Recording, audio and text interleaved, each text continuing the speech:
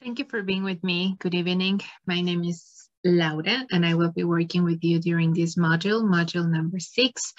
The objective of the module is to learn how to express events in present, past, and future in English. This is the purpose of the session. This is the first online session of the module. To analyze the activities for this week, the integrated activities, and solve questions or doubts that you may have. And this is the agenda we're going to follow.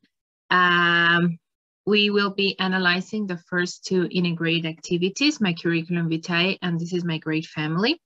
We will also be talking about the learning forum, which is, like a forum I don't evaluate, but it is a space. It is a space that I strongly recommend you exploit for practicing more the language we are learning.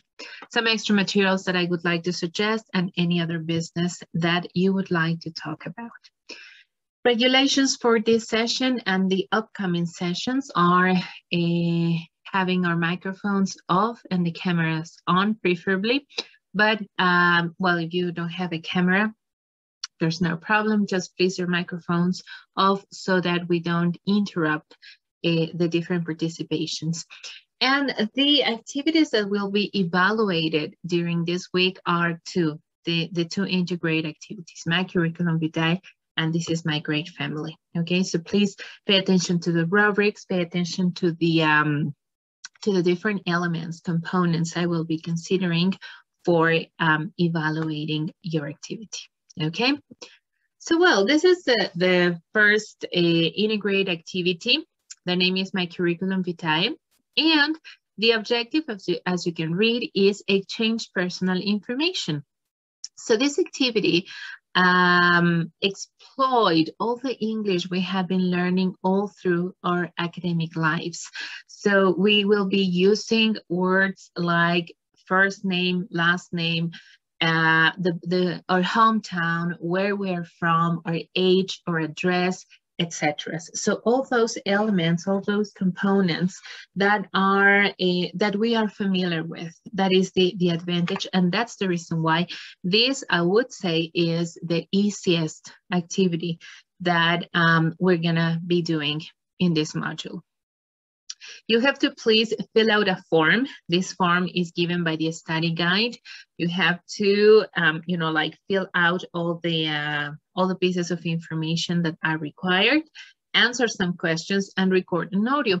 Regarding the recording, I want you to please, teach yourself to be calm. Don't be worried. We're not looking for perfection. We know that we all have an accent because we all are English speakers, Spanish speakers, and we want to be English speakers.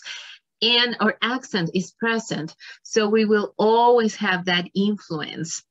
But the thing we're looking for, the thing I'm looking for is intelligible English, standard English. How do you make that work? By practicing. Okay, so before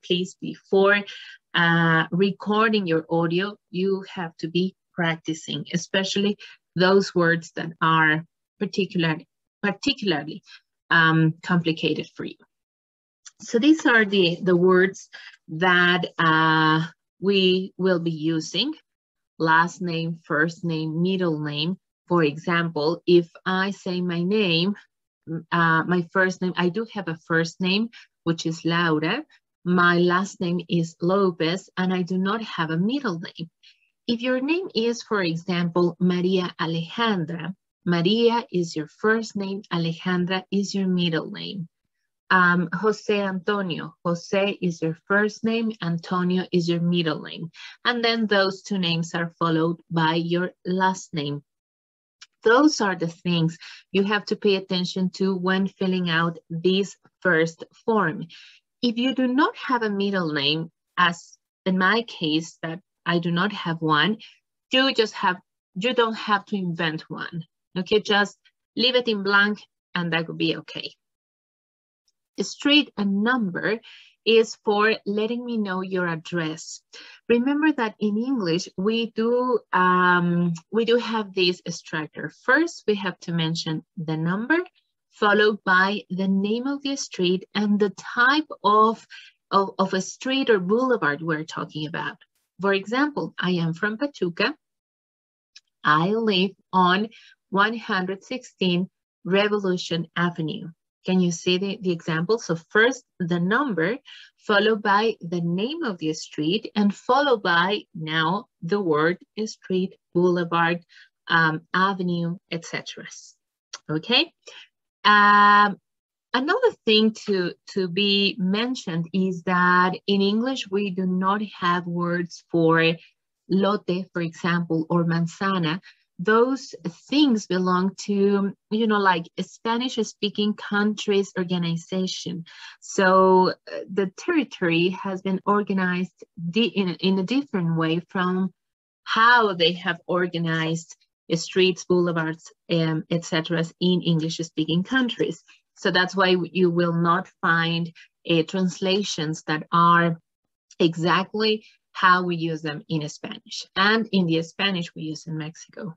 Okay, zip code, well, you know what zip code is, 5 different numbers, and they are generally read like one by one. Like my zip code is 42060, okay? The telephone number as well has to be read, breaking down the number 773-1413018, for example.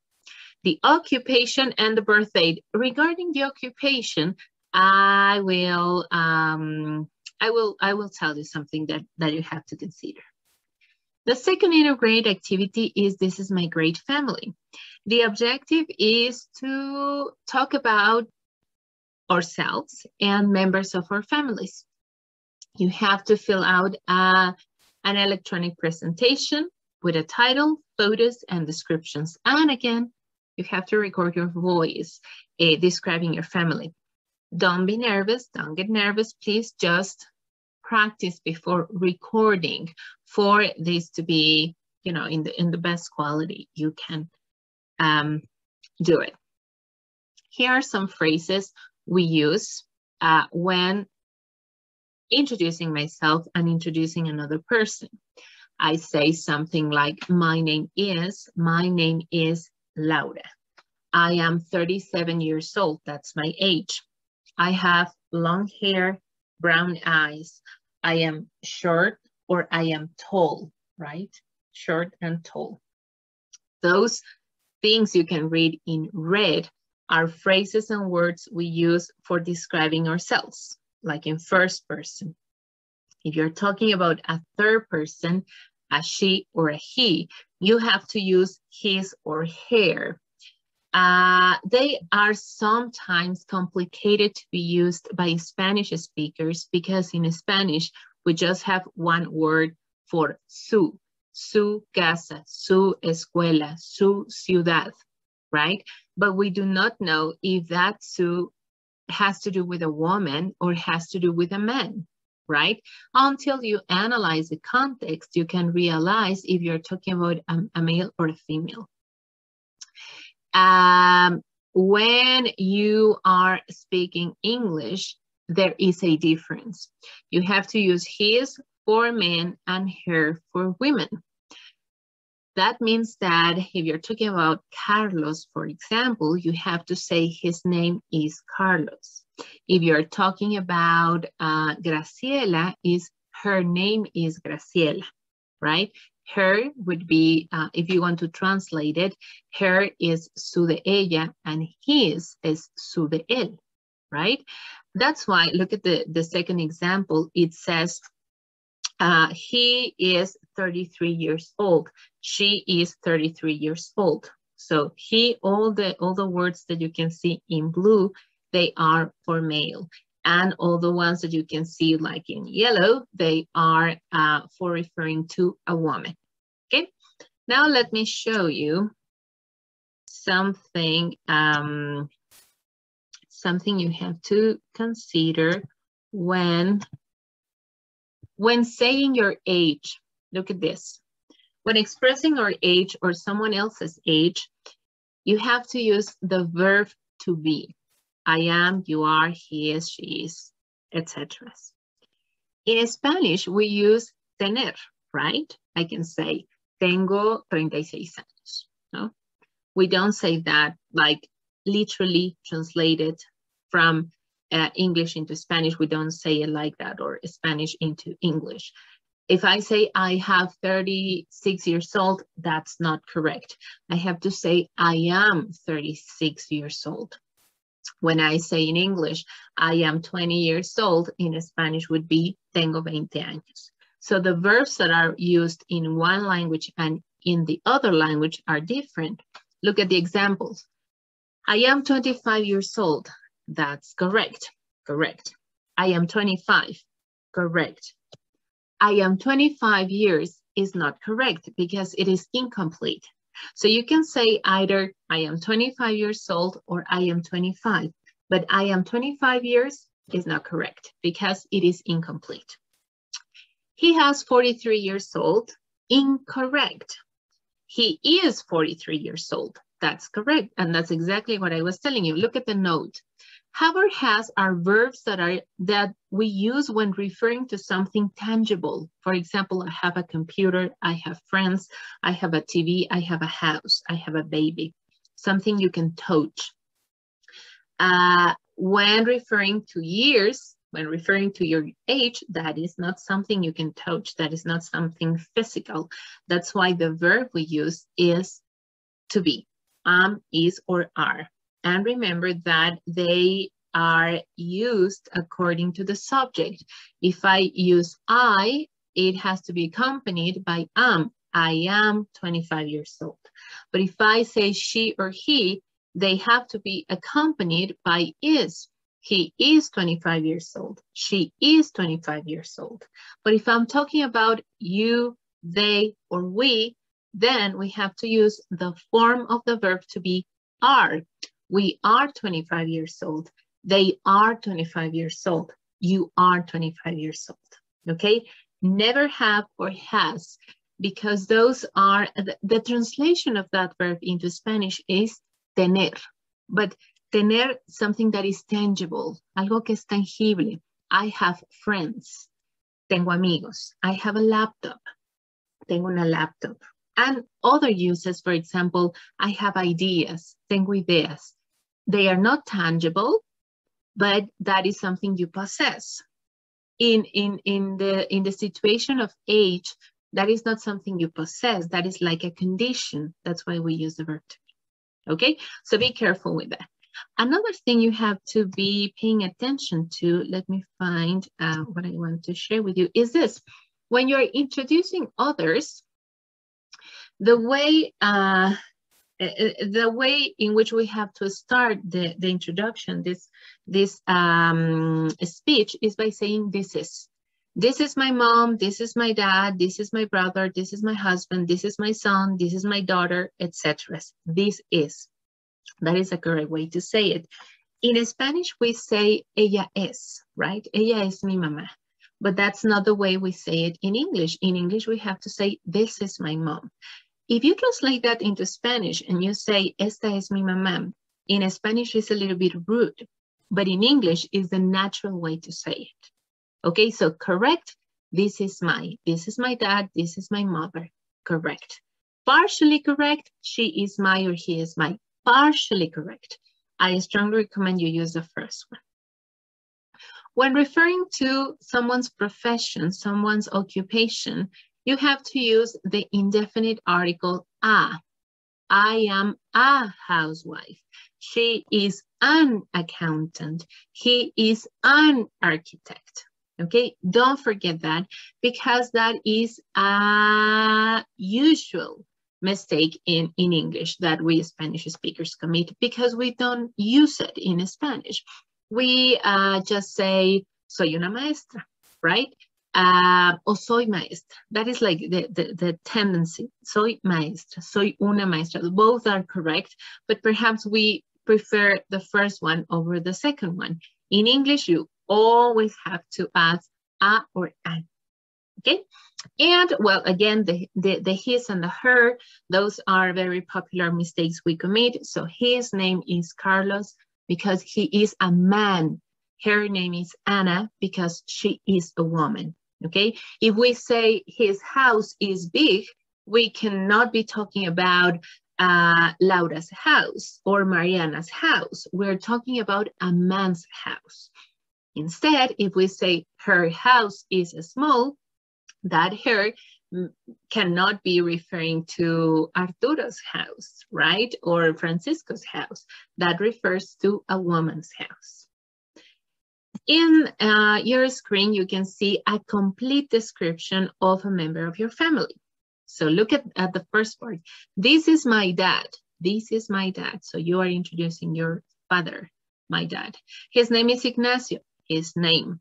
He is 75 years old. His age. No, he is 75 years old. He is an accountant. That's his profession or occupation. And finally, you have to share with me some words that refer to his personality and to his physical appearance, like he is tall and generous, for example. If you just mention 2 words, that's more than enough. Okay, so pay attention to that. And if you can see, you just have to write like 20 words, not too many. Okay, now let me go back to the presentation. And well, now I want to know if you have any questions. Do you have questions? Some people may have problems with expressing the age. Just pay attention to the forms of the verb to be.